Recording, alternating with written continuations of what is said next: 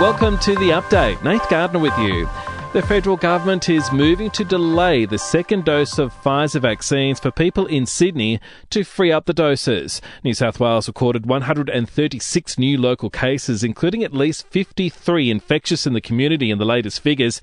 Premier Gladys Berejiklian describing it as a national emergency, while PM Scott Morrison is confident New South Wales will push through. Increase the amount of first doses that can be delivered, maximising greater the supply we have available, then we're working to put that in place in New South Wales because of the situation that exists there. The end to Victoria's lockdown, meantime, will hinge on COVID cases that spent time in the community while infectious. The state has recorded 14 new infections, 3 of which weren't in isolation. A flight attendant with the Delta variant is Queensland's only new locally acquired case. She flew on several flights while infectious, with Dreamworld and a Gold Coast restaurant now listed as exposure sites. Meantime, the travel bubble between New Zealand and Australia has been suspended for at least 2 months.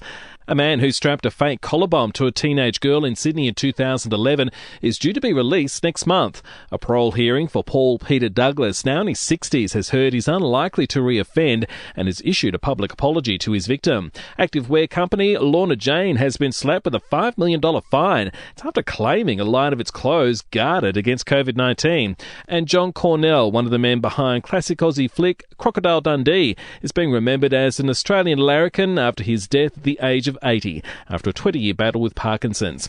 To sport now, the ARL Commission is standing by Australia's withdrawal from the Rugby League World Cup.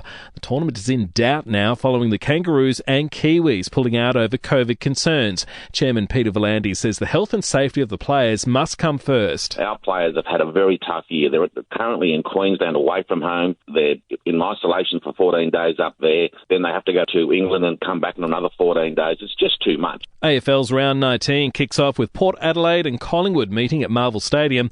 And while some athletes are already competing in some events, the opening ceremony of the Tokyo Games is all set to go. The Aussie team to march into an empty stadium and with just 10% of the squad attending. To entertainment news now, Lorde has sworn off the booze after a day drinking session with US chat show host Seth Meyers, where the singer got so drunk during a segment on his show she had to have intravenous fluids to recover. And actor Sean Penn says he won't return to work on his latest acting project, Gaslit, until the entire cast and crew receive COVID vaccines. And we'll see you tomorrow morning for another episode of The Update.